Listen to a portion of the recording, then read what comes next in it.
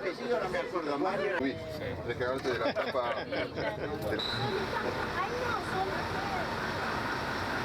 Está en la punta el cartel. ¿Lo viste allá? Sí.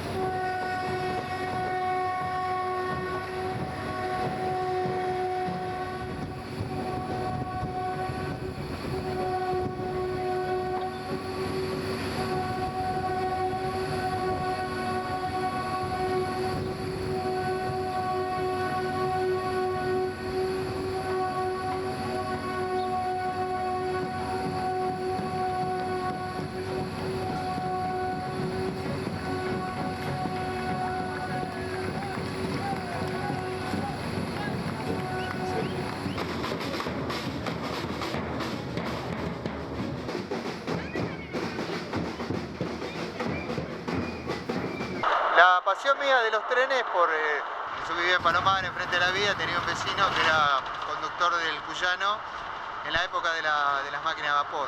Después empezó con la Salco y bueno, el día franco que estaba yo me quedaba hablando con él, me ha contado historias terribles, yo he aprendido mucho con él y ahí le agarré la pasión de levantarme a las 7:30 cuando él pasaba a saludarlo, venía a la velocidad, pasaba fácil a 100, era impecable. Este hombre iba hasta Alberdi venía.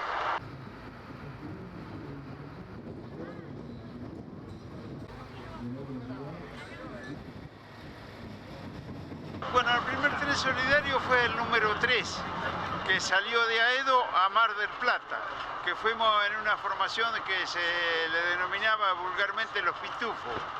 Salimos de Aedo, empalmamos el Roca en Temperley. El primero a Balcarce. Soy relativamente nuevo. Sí, estamos hablando viaje de 25, agosto 26. del 2010. A Bariloche, que fue un debut de fuego, nos marcó 60 y pico de horas, ¿te acordás? 60 horas de ida, 40 de vuelta, pero fue espectacular, inolvidable. No me lo olvido de por vida eso. Tenemos 2 a Bariloche. Solamente no hice 2. ¿Cuáles? El primero que fue a San Antonio de Areco y uno de los últimos que fue a La Regueira. Después los demás han estado presentes en todos. A vos te habían entregado un premio, ¿no? Sí, exactamente. Cuando viajamos en el Solidario a Paraná, me entregaron una plaqueta por ser el que tenía más viajes realizados en los trenes solidarios. Todos son lindos para mí, pero fue en el año 2007 a Justo de Araca, que nevó y el único medio de transporte que salió de Justo de Araca a Capital fue el tren solidario. A Chascomús, que no me acuerdo la fecha. Sí, allá por el 2002, 2003. Más o menos, sí. Hace rato. Empecé a ir a Río Santiago, después el último después, en esa época, después Mendoza. Y de ahí hemos hecho un grupo de amigos aparte, creo yo. Y acá se fomenta el regreso del tren, cosa que en muchos lugares se logró. 2005, corrijo, porque 2006 fue el nuestro de Bariloche. Claro, y yo no fui sí, a sí. Saladillo. A mí particularmente, el primero que hago es Bariloche, junto con Julio, acá coincido. Impactante, tantas horas de viaje. El que más me impactó a nivel emocional fue el de la nieve, creo que todos coincidimos. Vuelta a Bariloche la última vez que fuimos todos juntos, Sí. pero otro que digo yo siempre, no, gracias a Riel pude hacer ese ramal que me faltaba, fue el de Neuquén. Y eso viendo el Renault 12 que no seguía, con las banderas, con todo, ese sí fue impactante. Porque Claro. la gente, en realidad Sí. Neuquén no, Cenillosa creo que fue. No, el primero por ser el primero y el de Bariloche por un amor que yo tengo hacia la Patagonia, llegar en tren a Bariloche saliendo de Buenos Aires, algo que yo ni lo recuerdo. Yo salí de José Lon Suárez en tren Fui hasta Retiro, me tomé el subte, hasta Constitución, me tomé el tren y me bajé en Bariloche. O sea, salí de José Lon Suárez a 4 cuadras de mi casa y me bajé enfrente del Nahuel Huapi sobre rieles. Espectacular. Bueno, todos son distintos, todos tienen algo que los diferencia del anterior. A mí uno que me impactó bastante fue el de Saladillo, porque fue el que más gente se acercó a la vía. En todos los pueblos que pasábamos, los gauchos que se acercaban a caballo, la gente de campo, con banderas, con repasadores, con lo que tenían a mano para saludar al tren, porque era un ramal donde hacía muchísimos años no pasaba ningún tren. En la estación, debajo del alero de estación, había unos pasajeros con forma de vehículo de coche de calle. No sé si deben ser nuevos pobladores lo que hay acá. Yo siempre recuerdo que el que esperaba el tren debajo del alero o en la estación era el pasajero, el humano. ¿Quién controla a la privada que deja nadie? Entonces ponen un auto, si quieren poner un camión o un caballo. Y recién, pasando por la estación, uno de esos pasajeros, vehículos, no sé lo que era, me pareció que decía Belgrano Cargas, logística, que era el control. O sea, es el Estado, pregonar decencia con la bragueta desabrochada. Es el mismo Estado el que pone los coches debajo de alero de la estación. Que no tengamos tren de pasajeros no significa el abandono, ¿viste? Pero parece que vamos por ese camino. Que no tengamos tren de pasajeros, no hay que abandonarlos, porque mañana pueden volver. Y si tenemos la estación en condiciones, a la hora de volver es mucho más práctico y mucho más fácil que si la estación está destruida. La inversión es completamente menor y la inversión de mantener es mínima. Nosotros antes de que vos te sumes acá estábamos hablando de la diferencia del ferrocarril privado, el ferrocarril estatal. Por acá somos 3 personas que hemos vivido ferrocarriles argentinos. Acá Adolfo, vos y yo. Sí. ¿Vos qué digamos, noción tenés de lo que es el ferrocarril del Estado, que lo viviste, qué aporte tenés para hacerlo y qué expectativa de la privada te dio en el momento de que llegaba? Algunos decían que era el resurgimiento de los ferrocarriles o el certificado de defunción. Yo siempre dije que la llegada de las empresas privadas a la Argentina, en el estado en que se encontraban los ferrocarriles en ese momento, era más el certificado de defunción, utilizando tus palabras, que un resurgir. Ese fue mi punto de vista desde el principio. Ahora, en cuanto a lo estatal, también hay que reconocer que el ferrocarril estaba muy venido a menos. Intereses políticos de por medio, diríamos que a propósito. Plan Larkin fue muy perjudicial para el ferrocarril, pero después vino un resurgir del ferrocarril. La época de Marchi. La época del general de Marchi, del general Emiliano Flauré, cuando se renovaron todas las vías de los 6 ferrocarriles. Segundo, incorporación de trenes expresos. Tercero, lograr reducir el déficit al punto tal de equipararlo con las ganancias, entradas y salidas. Fueron las 2 administraciones, la del general de Marchi primero y la del general Emiliano Flauré después, que continuó con la política del general de Marchi. Eso yo creo que fue la administración más importante que hubo en Ferrocarriles Argentinos. La gente tiene como por norma decir que el que hizo algo por los ferrocarriles fue Perón. Perón los compró, los adquirió. Los ferrocarriles se compraron con una habilidad extraordinaria de Miguel Miranda. Él hizo correr primero la voz de que nosotros compraríamos los ferrocarriles. Los ingleses, que habían terminado la guerra y andaban un poco pobres, se vinieron enseguida a venderlos.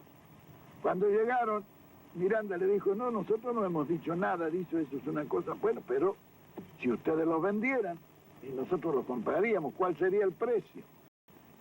Le dijeron el valor de libros. ¿Y cuánto es el valor de libros? 10.000 millones de pesos argentinos. Miranda lo miró y se rió. Y le dice, ¿cómo vamos a pagar 10.000 millones de pesos por fierro viejo? No era fierro viejo. Estaban funcionando cerca de 50 y tantos mil kilómetros de vía con estaciones y en muchas partes una legua a cada lado, que era lo que le habían dado en la concesión inicial. Había pueblos. Había 26.000 propiedades de los ferrocarriles. El Dock Sud, el puerto de Buenos Aires, era de los ferrocarriles ingleses. Los ingleses estaban duros, porque para negociar los ingleses son muy hábiles y muy duros. Y un día cometieron un error. Lo vieron a Miguel Miranda y le dijeron, vea, si ustedes nos pagan 6.000 millones por los ferrocarriles, nosotros le depositamos a usted y a Perón, en un banco que ustedes nos indiquen, 100 millones de dólares. Al día siguiente, claro, estos negocios se hacen así. Al día siguiente Miranda a Diana ya estaba golpeándome la puerta de mi pieza en la residencia y me dijo, vea general, ya está listo este negocio, lo vamos a sacar porque si nos ofrecen una coima para que le paguemos 6.000 millones porque no valen los 6.000 millones. Bueno, siguió discutiendo y un día vino y me dijo, bueno, está cerrado el asunto. Los conseguimos los ferrocarriles por 2.029 millones de pesos. En el contrato de compra-venta, Miguel Miranda le puso que se compraban bienes directos e indirectos de los ferrocarriles. Esos indirectos representaban 26.000 propiedades que tenían los ferrocarriles en el país. Esto no se dieron cuenta los ingleses cuando se hizo el... Pero después las administraciones que más han hecho por la compra de material, renovación de vías, te vuelvo a repetir, mantenimiento en general de esta. El premiar a las estaciones por el mantenimiento de los jefes fue una medida muy positiva porque hizo que todos se esperaran para mantener la estación lo mejor posible. Y había un premio económico también, les daban un mes de sueldo, creo que era extra, al jefe de estación, claro, que la mayoría de los jefes lo repartían con los empleados de la estación, ¿no? Que eran los que verdaderamente habían logrado que la estación lograra ese premio. Se hizo una parte en Argentina y la última prácticamente se compraron los elementos vitales, lo demás se hizo acá, por material argentino. En la época de Alfonsín, creo, la del 84. Ahí la gestión, no, la gestión de Demarchi. Ah, de Demarchi, entonces la 97-21, que es la de la remera, que ya entra. Y que hubo trabajo acá en Argentina. En la Zarza era, ¿no? Lo de la sí, General Motors. Claro. Bueno, ¿con qué nosotros... Tren de la Costa y Canal San Fernando. Claro. Ahí fuimos a visitarla cuando yo iba a la escuela de y nunca FAS sacó esa vía, no la levantó, la tenía operativa para necesidades. Claro, se llevaba material a la fábrica, incluso reparaban muchas máquinas de vapor. Ahí en la misma del Sí, repararon. Cruzar un día en la avenida Maipú una vaporera que me quedé sorprendido, te hablo de años 72, 73. Bueno, sí. A mí Rolo me dijo de que la vía que hoy tiene el Tren de la Costa, avenida menos de media, digamos, todo se hace a propósito, ¿no? Él veía que venían unas máquinas a 5 por hora con estricta precaución, pero la vía no se había levantado.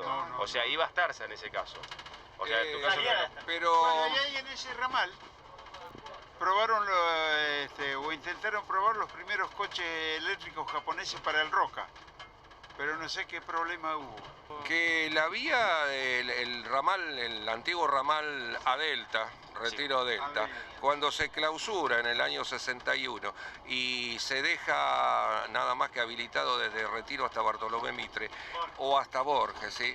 Queda una vía habilitada, pero no era por el tema de las locomotoras, porque eso todavía no se conocía, era por el tema de que se llevaba carbón a la usina de San Fernando.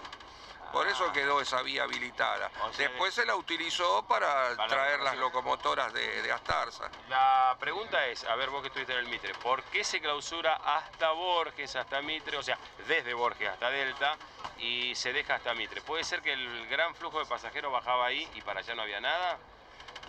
Supongo que debe ser, eso la verdad no tengo conocimiento, pero supongo que debe ser porque ahí como estaba la avenida Maipú, era un flujo de líneas de colectivos, era el lugar más adecuado para convertirla en estación terminal. Sí, porque hablando con una persona, un vecino del barrio, dice lo que pasa es que después a Delta no iba casi nadie, todo el mundo se iba por el otro ramal. Claro, lo que pasa es que el ramal a Delta era muy utilizado en la época de verano por las playas. Incluso se ponían servicios locales a San Isidro porque si no, al regreso, a la tarde, tomar un tren en la zona de las Barrancas, Anchorena, era imposible. Bueno, de acuerdo a lo que yo tengo entendido, los talleres que fundó el Ferrocarril Sur, o sea, la empresa ferroviaria, llegó un momento en que fue fuera de Inglaterra el taller más grande del mundo. Dicen que llegaron a trabajar 6.000 hombres. 6.000. Sí. Bueno, había otra imprenta que la tenía el Belgrano en Maipú 4, o sea, vinieron los inmigrantes de 1950 que después la concesionaron. Claro. Eran las dos que más tenían. Yo me acuerdo de la Roca que mandaba boletos, todo para todas las estaciones. Eso fue de la compañía francesa, que después pasó al Estado. Porque ese edificio era de derecha angosta. Exacto. Si entran en algún momento, que son los tribunales, van a ver a la derecha y a la izquierda los mapas de los ferrocarriles del Estado. Están ahí. Exacto. Por ejemplo, Viedma Nahuel Huapi, o lo que era desde Santa Fe, Laguna Paiva hasta Catamarca. Los ramales A de Argentina, del Belgrano, en el caso del norte.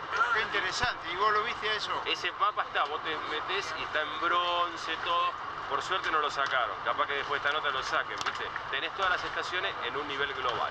Y ahí lo pueden ver, suben las escaleras, derecha e izquierda están los dos. Ahí habla de los ferrocarriles en ese momento del Estado.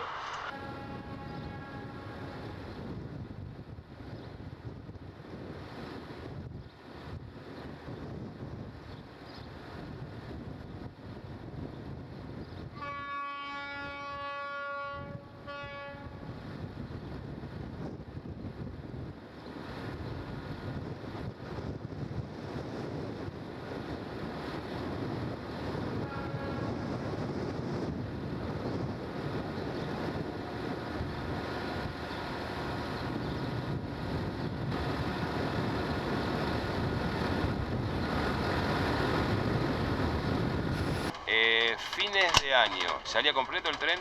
24 o 31 de diciembre hablo, ¿eh? No solamente salía completo, sino que me acuerdo que el tren Estrellas del Norte salía en dos partes.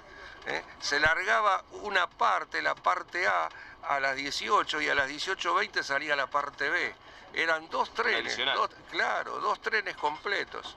Siempre estamos hablando, por ejemplo, 24 de diciembre, 18 horas. Sí, generalmente, no solamente esa fecha, ya unos días antes salía dividido, porque era tanta la demanda de pasaje, a pesar que había varios trenes, porque no era solamente el Estrella del Norte, porque también estaba el llamado el mixto, que era el 1015, estaba también, en ese entonces todavía no estaba el expreso, pero había trenes a Tucumán por el ferrocarril Belgrano también, pero la demanda de pasaje era tanta que no se daba abasto.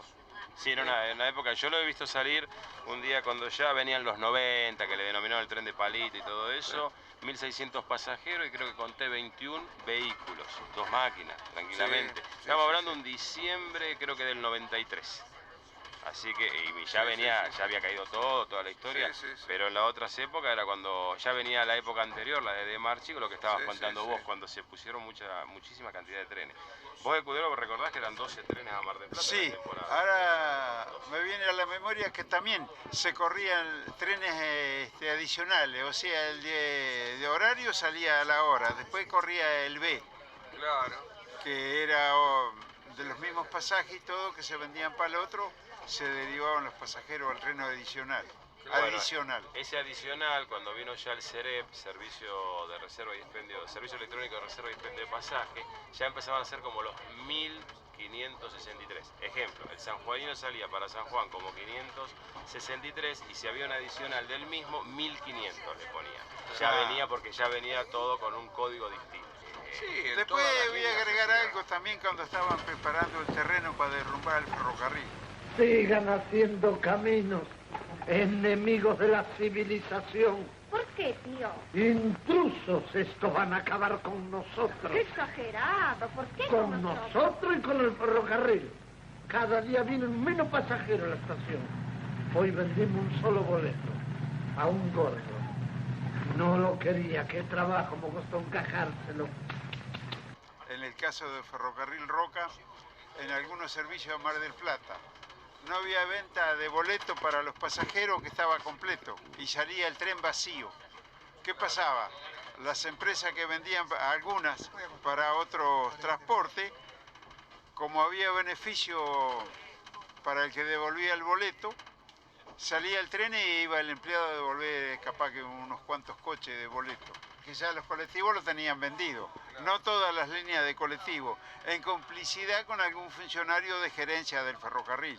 En una oportunidad en plaza, no sé si un guarda y un inspector, al salir, vieron que figuraba completo en las órdenes que le dan a ellos y no había pasajeros. Lo frenan al tren para que se investigara. Y la jefatura lo sanciona a esa gente. En el año 84 me tocó ir en un tren especial a Mendoza con autos de turismo carretera. Y nos pusimos a hablar y me comentaron que el secretario de Transporte de Mendoza de esa época era un ejecutivo de TAC. Obviamente Sabemos quién es. Sí, ¿eh? Obviamente, bueno, vemos el resultado de lo que fue después. Pero bueno, ya en esa época ya había empezado el tema. Yo siempre consideré el colectivo como complemento del tren. Son cosas que se complementan. Tanto como el camión con la carga, son complementos. Y bueno. Yo a veces le llamo transversal, ¿no? O sea, si el ferrocarril va por acá, el colectivo tiene que cumplir el recorrido en forma cruzada. Porque el tren no va a ir a todos lugares, eso lo sabemos bien. No. Pero tampoco podemos tirar un servicio totalmente abajo que cumple una función social y dejar todo subordinado. Por ejemplo, hemos viajado este año con Ana a Tucumán y nos salió ida y vuelta en primera 244 pesos, ida y vuelta, Buenos Aires, Tucumán. Cosa que en el colectivo estábamos hablando de 700 pesos ida. Y el que no tiene, bueno, lo tendrá que pagar, y el que no viaja. Esas son las diferencias. O sea, el monopolio que se armó, y detrás de todo esto caemos todos, ¿no?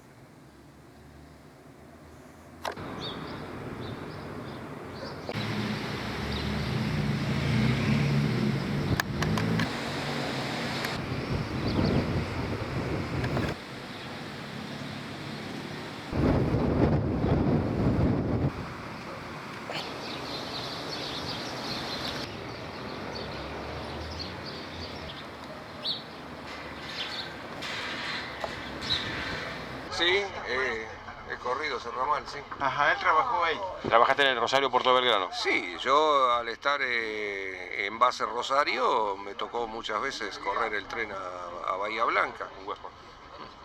¿Y qué experiencia te quedó? ¿Qué es lo que te acordás de todo eso?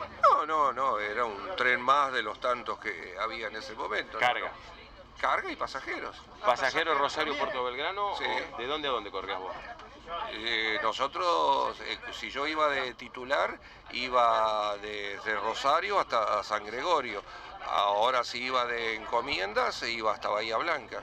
Sí, yo ingresé en el Mitre y estuve desde el 65 hasta el 83 en el Mitre. Y en el 83 pasé a la Urquiza y estuve hasta el 93, donde lamentablemente me despidieron.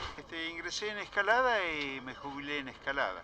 Aspirante primero, después que pasé el examen y antes la vacante se agarraba, que era por antigüedad. Y bueno, y empecé trabajando ahí de foguista, trabajé en trenes de pasajeros locales, después en carga, y después cuando tenía cierta antigüedad en trenes generales, anduve por ramales que después se clausuraron, por ejemplo de Empalme Chá, Empalme de Ayacucho. Íbamos a Las Flores, acá por Vía Cañuela, a Mar del Plata en temporada. Y a Tandil también he ido. Pero Vía Ranchos. Vía Ranchos. Y ya después no andaban más por Vía Ranchos. De todo. ¿Trenes carga, locales? Carga y pasajeros. ¿Qué tipo de pasajeros? Pasajeros todos. Mixtos, expresos. O sea, y bueno, en el caso mío yo estaba en el Belgrano, era más pasajero que otra cosa, trabajando de controlador, empecé como guardabarrera, ¿no? Y es una de las cosas que yo le agradezco también al ferrocarril, haber entrado de guardabarrera con estudios terciarios en curso. Yo estaba estudiando profesor de educación física y entré de guardabarrera y ahí aprendés desde abajo, aprendés la estación. Bueno, la escuela de los ingleses era ese, porque la gente que tenía cargos no tenían título universitario, pero tenían experiencia, cosa que a lo mejor un ingeniero tenía mucha capacidad y todo en estudio, pero no tenía la experiencia. ¿Qué es lo Por que a vos eso te marca? era que la administración inglesa era admirada. Dejemos de lado si nos gustan o no los ingleses, pero vamos en sí a cómo manejaron esto.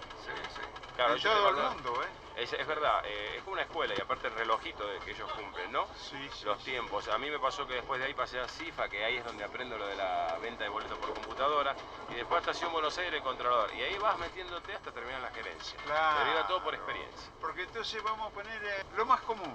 Uno que empezó de peón, después trabajó en boletería y llegó a jefe de estación. A ese hombre nadie lo podía pasar. Claro. Porque, ¿cómo? Si él lo había hecho todo antes. Claro. Podía cometer un error como cualquier Bueno, a mí humano. me pasaba que cuando estaba en Pero, accidente... perdón, por eso le daban responsabilidades los Claro. ingleses también. Sí, sí, sí. No olvidemos que el jefe de estación era responsable de toda el área y era una autoridad. ¿Qué tanto apuro? Faltan 8 segundos, 2/5.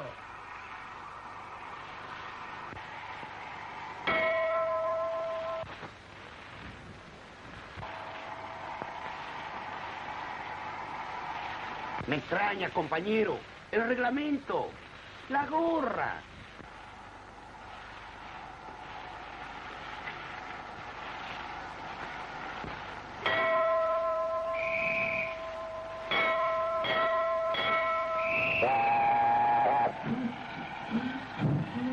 Y después le seguía por arriba al superintendente. También. Está en los cuentos de la Andicina como autoridad del jefe de estación. El jefe de estación es autoridad. Incluso el guarda a cargo del tren tenía facultades de policía. Sí. ¿Cómo era esa anécdota que tenés vos en uno de los viajes? Creo que era Tucumán, ¿puede ser? El de coche comedor, La del coche comedor. No, esa anécdota fue en el tren El Santafesino.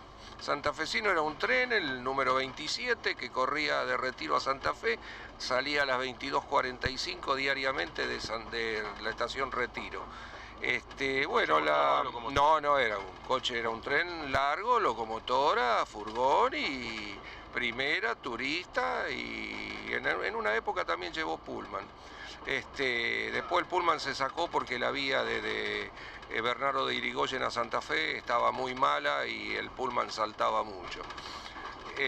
La anécdota a la que ustedes se refieren fue que en uno de esos viajes yo me toca correr ese tren como guarda titular desde Retiro a Rosario, y cuando paso por el coche comedor le solicito al encargado del coche comedor que me entregue su pase y el de todos los empleados del coche comedor, como corresponde, porque en el tren nadie puede viajar sin su correspondiente boleto o pase.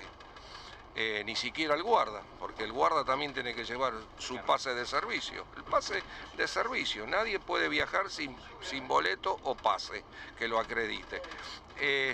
Bueno, el encargado me entrega el de él, y que sí estaba bien, en vigencia, y de los empleados uno solo tenía y estaba vencido.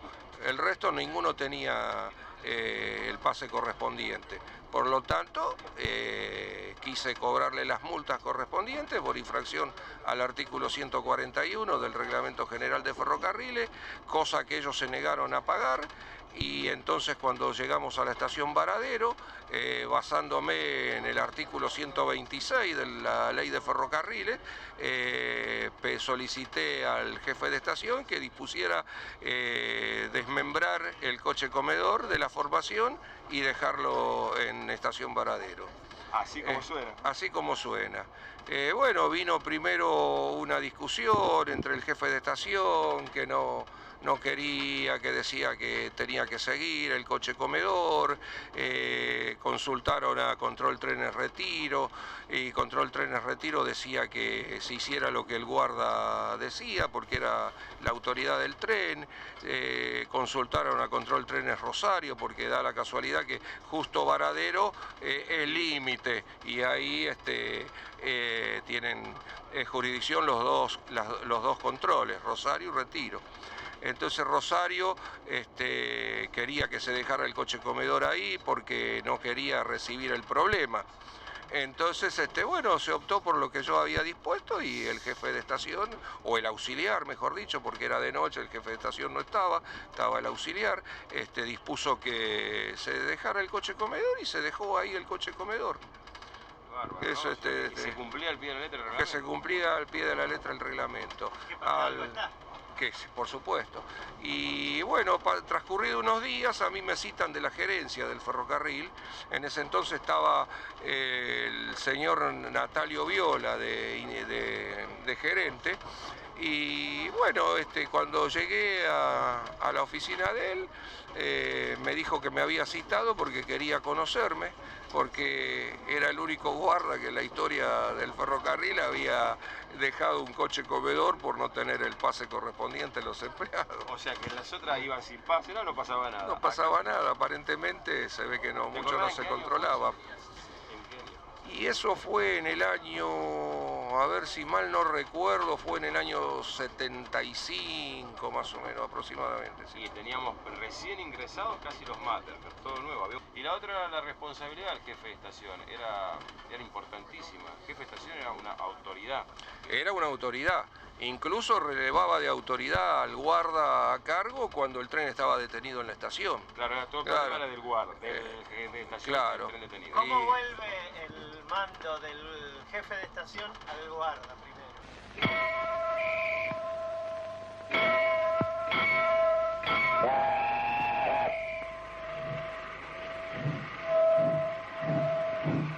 ¿El jefe de la estación no sabe leer?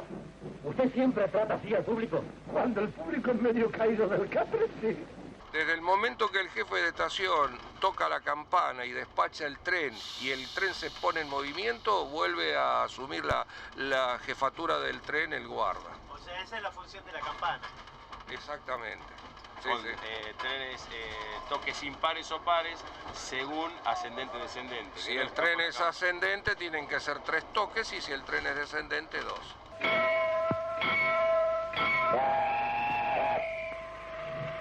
Y a veces en algunas estaciones que paraba más tiempo era la campana de anticipo que estaba por salir. Claro, esas son 5 toques. 5 en Claro, 5 ¿Había toques una estipulación de minutos? Claro. ¿Te acordás?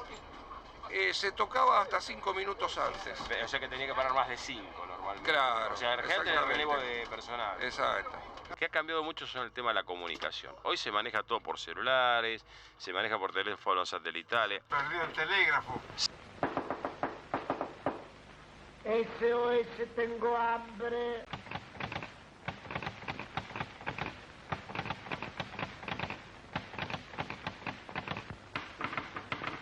Se perdió el telégrafo y la clave Morse puede llegar a existir porque te puede salvar de algunas situaciones. Se ve a veces en películas, ¿no? Nos ha pasado cuando viajamos por el C14 que es un lugar bastante difícil de captar una onda.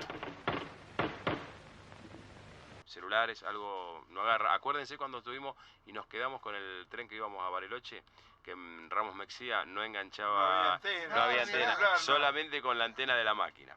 Ahora bien, cambió todo, ¿no? Teléfonos celulares, todo, teléfonos satelitales. La pregunta es, ¿cómo hacían ustedes cuando iban a Tucumán o a Rosario si tenían algún problema en el tren? Ejemplo, década del 70. Y bueno, esa era una época que todavía no existía todo esto que vos mencionaste de teléfonos satelitales, ni celulares, ni nada que se le pareciera. Entonces nosotros teníamos un sistema antiguo, ¿no? Que nos salvaba la situación. Por ejemplo, yo te cuento una anécdota. Yo, en una oportunidad, corriendo el tren El Serrano, que era el tren que iba de Retiro a Córdoba, salía a las 6 de la mañana.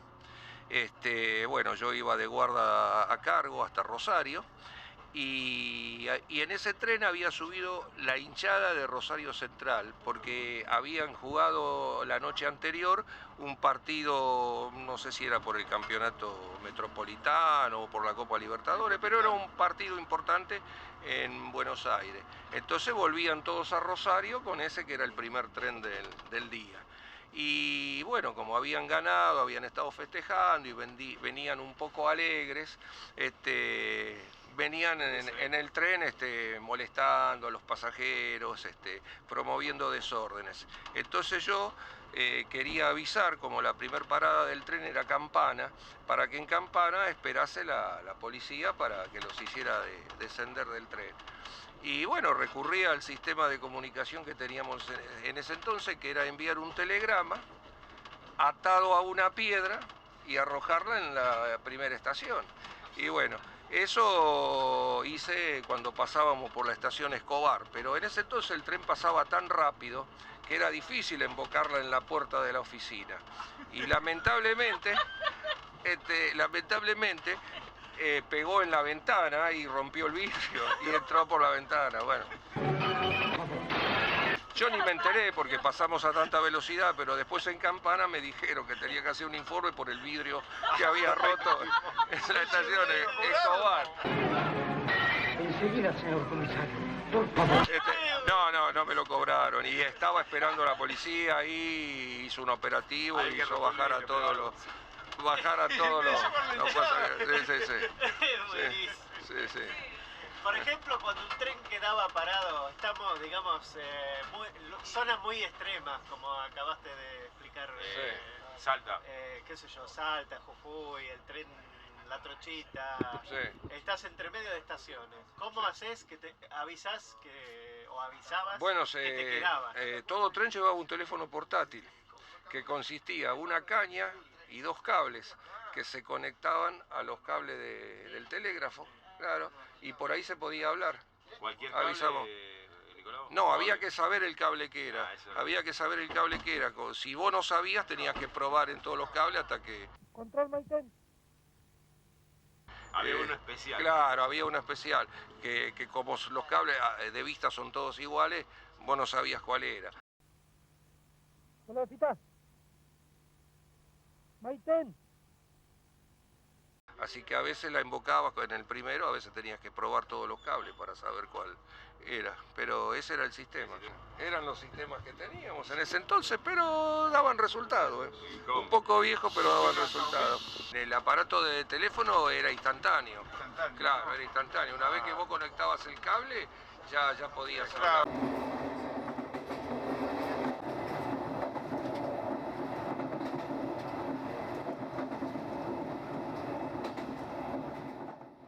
¿Cuánto hace que ingresaste? Y ya son 2 años y medio más o menos. ¿Y estás en Alianza? En Santos Lugares. ¿Y haciendo? Depende de los servicios que me toque o como la frecuencia de los trenes, donde me pueden tocar el servicio. ¿Qué te toca? ¿Para el lado de La Plata o...? Y me toca con el carbón, a lo central, y cada tanto, cuando no hay personal de Junín en Alianza, vamos con el tren a Junín.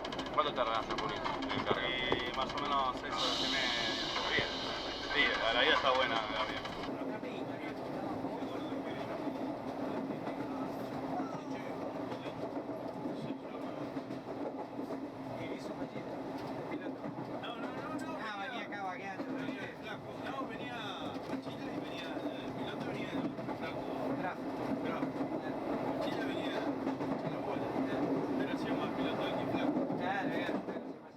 Hace un año veníamos gestionando en el sindicato poder hacer el viaje en Ambulaye. Primero se había tirado una idea de hacerlo en Rufino, pero bueno, no se daban las condiciones óptimas para hacerlo en Rufino. Bueno, nos vamos a Ambulaye, que es una zona un poco más grande, que un año de gestión con la juventud sindical, y bueno, al final se pudo, entre la revista Riel y la fraternidad, hacer el viaje.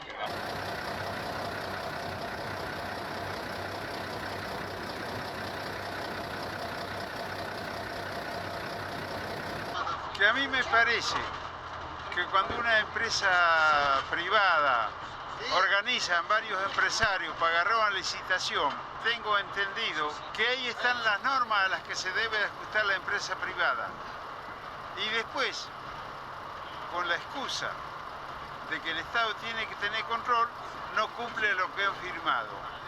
¿No es cierto?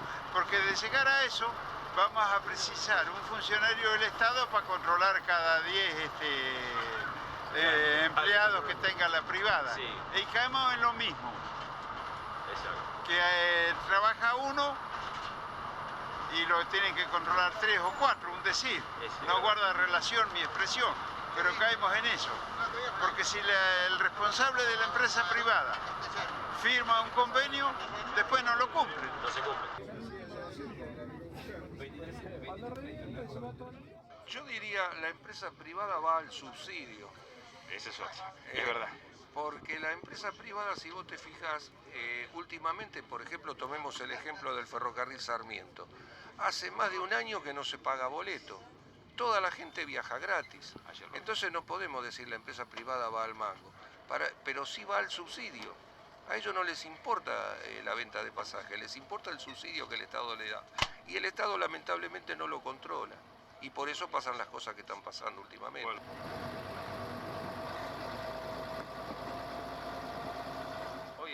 subsidio. Si subió o no subió, no les importa. Porque ellos reciben la guita. El otro día hablaban en créditos blandos para comprar colectivo y todavía le pagan los subsidios que le pagan los sueldos. Toda ganancia neta que les entra. Pero eso ya sabemos que es la complicidad. Volviendo al tema de subsidio a trenes, bueno, el ejemplo de TVA, que los subsidios a trenes los usó en colectivos. Y otra cosa, toda la vida las empresas colectivas empezaron. Estos trenes son una porquería, son del Estado, ¿por qué pago yo mis impuestos y se lo dan? Terminamos. Ejemplo, el ramal Merlo Lobos, con la ruta 200. ¿Qué pasó con él? En época de TVA que se vivían continuamente quedando, anulando trenes y bueno, estaban los colectivos ahí, era 136 esperando. A ver qué pasaba. Yo voy a otra cosa que era el empresario colectivero decía, el subsidio al ferrocarril, ¿por qué lo pagamos todos? ¿Por qué lo tenemos que pagar todos? Y ahora están pidiendo ellos y vos le estás dando el subsidio para que soporte.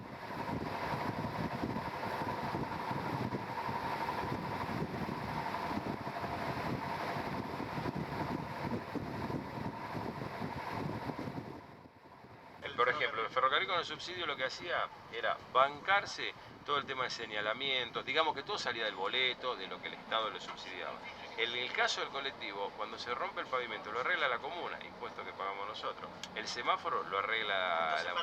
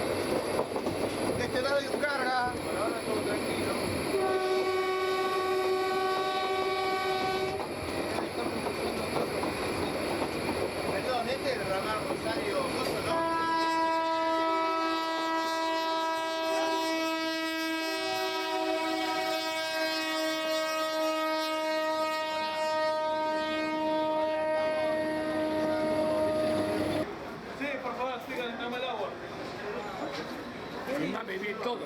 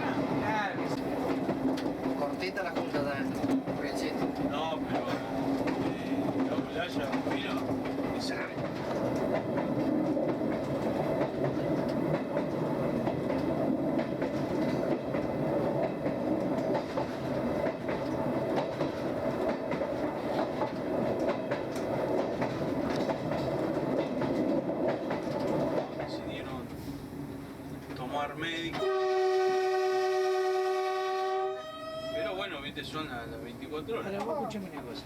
Vos ponele, acá pensaba, ¿no? Pues, Mira qué lindo chiquitito.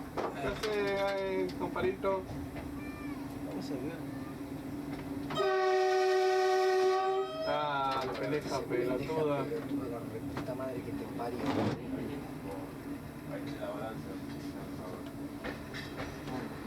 Ayuda. Sí.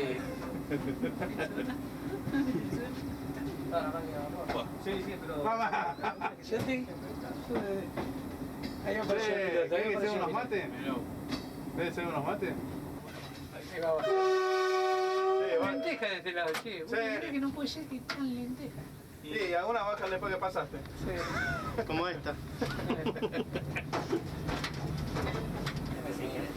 No te da el lapso del día. No te da todo el día, pero escúchame, porque no está capacitado en ese día. Está medio boludo, ¿sí?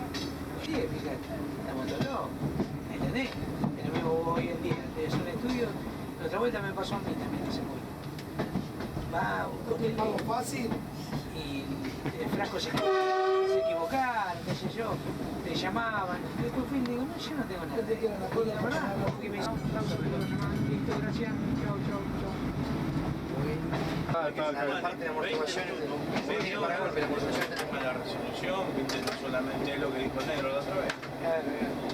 Bueno, toda la resolución, como me está haciendo soplar mi chequinación, ahí yo conductor, un personal y toma cocaína, sopla y no le sale nada. Cumplí todo lo otro. Requisito, pero lo Sí, otro no, y lo otro no, porque es más caro. Y bueno, salieron con la ambulancia, sí, que suma. y suma, distribución. Sí.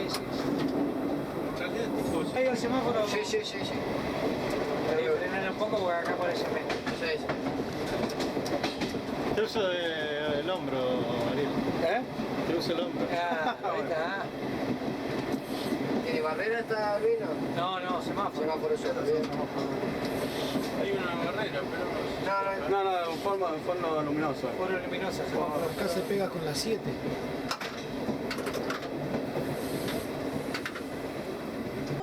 30 y la 40.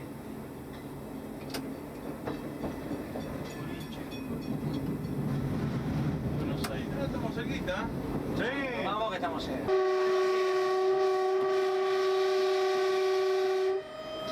Mañana te consigo. La otra vez estaba con un chico que le decía. ¿Qué de auto hay ahí, che? ¿Tiene un comedor? ¿Es la policía? No, la policía.